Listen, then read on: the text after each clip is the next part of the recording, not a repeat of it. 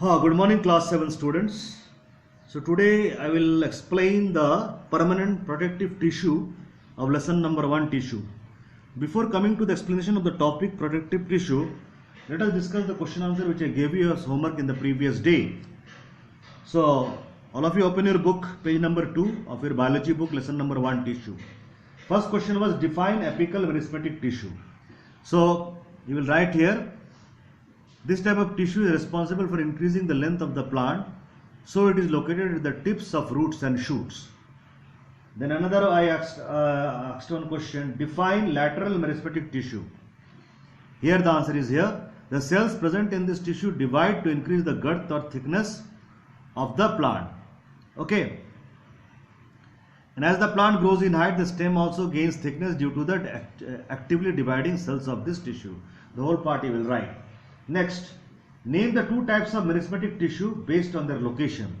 So you will write, based on the location, two types of tissues are meristematic tissues, apical meristematic tissues, another one is the lateral meristematic tissues. You have to write the name of these two tissues. Okay, answer will be apical meristematic tissue and the lateral meristematic tissues. Next is, how many permanent tissues are there on the basis of their function? Okay. How many permanent tissues are there on the basis of their functions? Now you write here, on the basis of their function, the permanent tissues are of three types: protective tissue, supporting tissue, and conducting tissue. Now you will write how many permanent tissues are there on the basis of their function. You will write three types. You will write that three types. Now next question, name all the permanent tissues. In that question you will write, the name of those three types are, one is protective tissue, second one is supporting tissue, and the third one is conductive tissue. These three names of the tissues you have to write for this question. Name all the permanent tissues. Okay. Now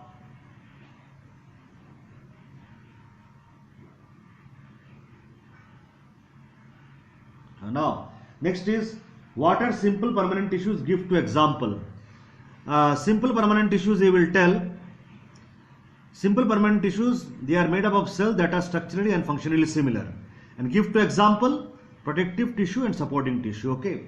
Next, what are complex permanent tissue? Give one example. Conducting tissue is the complex permanent tissue is made up of two or more types of specialized cells that perform a common function. An example, conducting tissue. So these are the answers of the questions which I gave you in the previous day. Let us start the discussion today.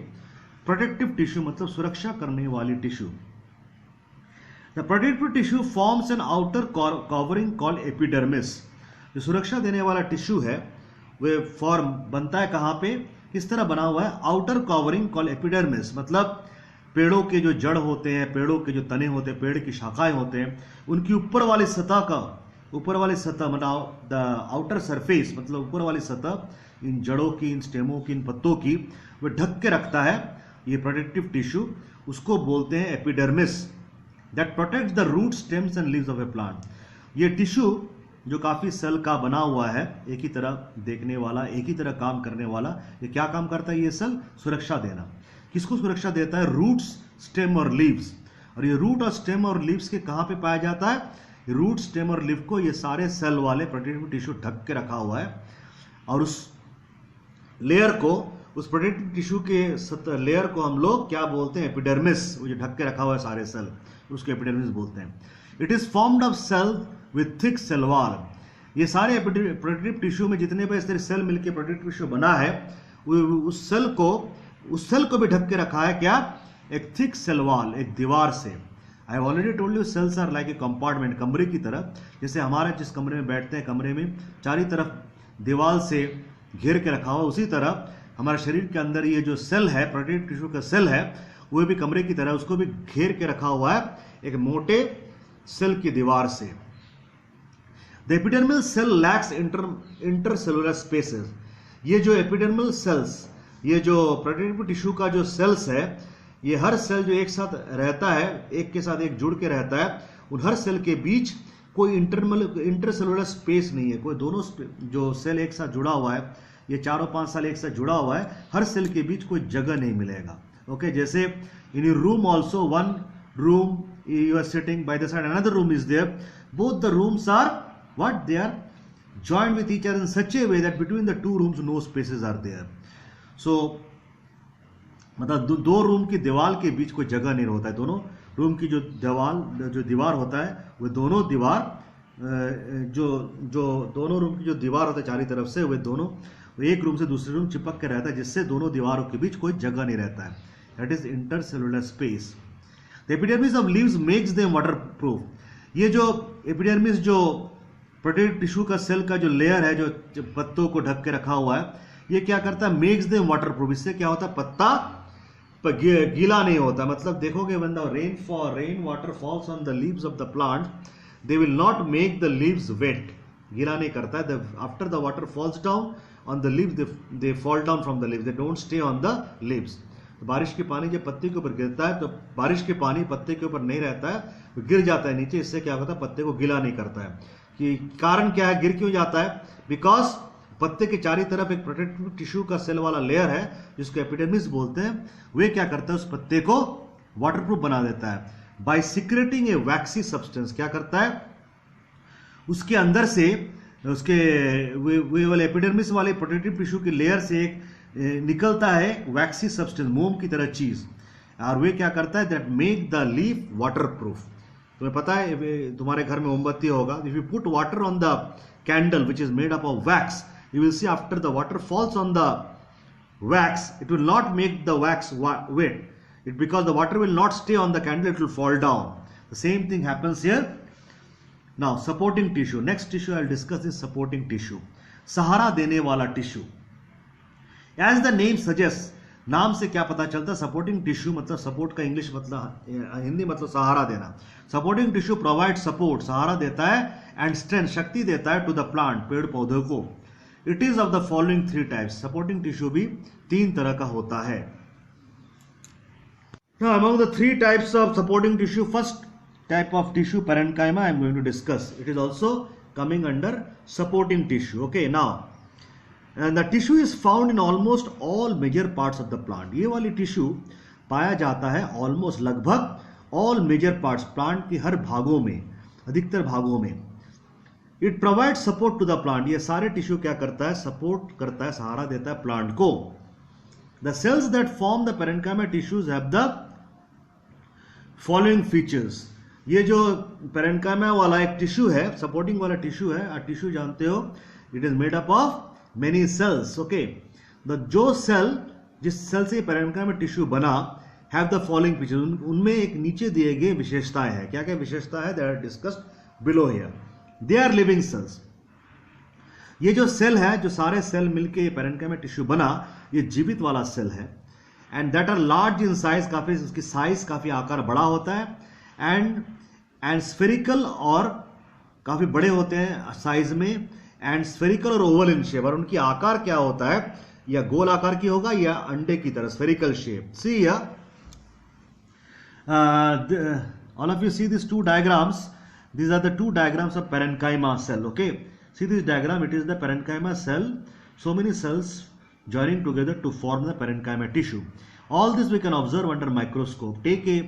Because they are telling that this parenchyma tissue is found in every parts of the plant. You take the root of the plant, from the root of the plant take a slice. With the blade you take a thin slice of the root and put it under a microscope. You will see all this cell present on those slice which have taken out from the root. मतलब blade से एक हल्की सी पतली सी एक कागज की तरह काट के जड़ के ऊपर से काट, सतह से काटो, उस टुकड़े को माइक्रोस्कोप में रखोगे तब ये सारा सेल दिखाई देगा. So now you see the cells very carefully. They are very big in size. You see the size are very big. Some of the cells are round in shape, गोल आकार की है. And some of the cells that is spherical in shape. Spherical are round in shape, round in shape, spherical shape, गोलाकार की. और some cells are oval in shape, you see अंडे की तरह. Now they have thin wall and large vacuoles. देखो ये जो cell कमरे की तरह होता है, ये सारे कमरे की तरह ये ढका हुआ है. This is the boundary. You see हर सेल के किनारा को देखो, ये है उसका वॉल, दीवार जो इस पूरे कमरे को ढक के रखा हुआ है. काफी पतले हैं. They are very thin. You see this one black type. You see this are the walls which are covering this cell. दीवार की तरह इस सेल को ढक के रखा हुआ है. And they are very thin type. and large vacuoles. You see white structure you are seeing, that is actually space, जगह. There काफी बड़े बड़े vacuoles हैं. Vacuoles में क्या होता है, already I told you, they have already mentioned these all cells are living cells. मतलब इस सेल के अंदर कुछ काम होता है, because all of you know our cells are doing, some cells are, maximum cells in our body are doing some work. So due to that work they are doing, we are doing the different type of work. हम जो अलग अलग काम करते हैं किस लिए करते हैं, क्योंकि सेल के अंदर हमारा सेल होता है, वे काम करते हैं, इसलिए हम लोग काम करते हैं. So as the cells are living cells, they are doing some work inside the cell. Inside the cell when they do some work, some waste substances are produced. जिससे वे काम करते करते उनके अंदर में कुछ, ये सेल सारा काम करता है, काम करते करते क्या होता है, उसके अंदर में कुछ बेकार की चीज प्रोड्यूस होता है. उस बेकार को चीज को क्या किया जाता है, ये स्पेस है, जगह है, खाली जगह है, जहां पे आके those waste substances of the cells which are getting produced inside it due to the work, all those waste substances get deposited in this empty space known as vacuole. मतलब ये वैक्यूल एक खाली जगह है जहां पे सेल के अंदर जो गंदगी चीज बन रहा है वे इस वैक्यूल खाली जगह में आके जमा हो जाता है. Intercellular spaces are present between the cells. Now you see here between all the cells, this cell and this cell, you see space is there, this another space is there. If you take this cell and this cell, two spaces are there. If you take this cell and this cell, two spaces are there. So हर cell के बीच में कुछ खाली जगह रहता है जिसको बोलते हैं इंटरसेलुलर स्पेस. मतलब इंटरसेलुलर मतलब सेल के बीच जगह, दो सेल के बीच दो खाली जगह दिखाई दे रहा है. The parenchyma cells present in the leaves and green stems have chloroplast. I have told you that this type of tissues are found in every part of the plant. जड़ में भी मिलेगा, पत्तों में भी मिलेगा, और जो हरा स्टेम होता है स्टेम में भी मिलेगा. कुछ पेड़ का स्टेम हरा होता है, अधिकतर पेड़ों का स्टेम ब्राउन कलर होता है. तो पेरेन्काइमा सेल जो पाया जाएगा पत्तों में, और ग्रीन स्टेम जो हरे स्टेम होता है उस सेल के अंदर पाया जाता है क्लोरोप्लास्ट. क्लोरोप्लास्ट क्या है, kitchen of the plant cell. ये सेल के अंदर ये हरे रंग की चीज देख रहे हो, ये हरे रंग की चीज जो देख रहे हो, these are actually chloroplast. Okay, so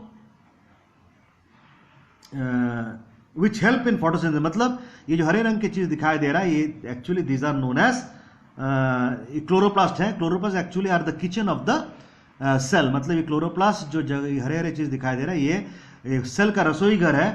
which help in photosynthesis मतलब यहाँ पे क्या होता है, पेड़ तुम्हें पता है पत्ते में खाना बनता है, और पत्ते में खाना कहाँ बनता है, पत्ते के अंदर जो ये सेल है, पेरेन्काइमा वाला सेल है, उसके अंदर जो हरा वाला चीज रखा रहता है वो क्लोरोप्लास्ट है, जहाँ पे एक हरे रंग का चीज मिलता है जिससे वे इस पूरे को हरा कर देता है. उस हरे रंग की चीज जो क्लोरोप्लास्ट में पाया जाता है उसको बोलते हैं हम लोग क्लोरोफिल. और क्लोरोफिल क्या करता है, खाना बनाने में, पत्ते के अंदर खाना बनाने का काम के लिए हेल्प करता है, जिसको बोलते हैं photosynthesis. Okay, this type of tissue is called क्लोरेन्काइमा. इस तरह के टिश्यू जो पेरेन्काइमा वाला टिश्यू जो पत्तों में या हरे कलर के तने में पाया जाता है, इस तरह के टिश्यू को बोलते हैं, अलग नाम रखा गया क्लोरेन्काइमा, क्योंकि इस तरह के टिश्यू में क्या होता है, सेल वाले टिश्यू में हरे रंग का चीज पाया जाता है जिसको बोलते हैं क्लोरोप्लास्ट. वह हरा कैसे बन गया, उस क्लोरोप्लास्ट के अंदर कुछ हरे रंग की चीज पाया जाता है जिसको बोलते हैं क्लोरोफिल. और क्लोरोफिल क्या करता है, उस सेल के अंदर खाना बनाने का काम में हेल्प करता है. इसलिए उस खाना बनाने जो पत्ते के अंदर होता है उस तरीके खाना बनाने के तरीके को बोलते हैं photosynthesis. Parenchyma cells without chloroplast generally store food and water. कुछ पेरेन्काइमा टिश्यू में सेल होता है जिसके अंदर क्लोरोप्लास्ट हरे वाला चीज नहीं होता है, वे क्या करता है, generally store food and water. वे क्या करता है, वे वाले सेल के अंदर कुछ खाना नहीं बनता क्योंकि उसके अंदर हरे वाला चीज क्लोरोप्लास्ट नहीं है. उस सेल का काम क्या होता है, उस सेल के अंदर जो बाकी सेल में जो हरा वाला चीज है खाना बनने के बाद उस सेल हरे वाले सेल से खाना निकल के पेरेन्काइमा वाला वे सेल में आ जाता है जिसके अंदर क्लोरोप्लास्ट नहीं है. वहां पे आके वे सारे खाना और पानी वहां आके जमा हो जाता है. Okay, thank you.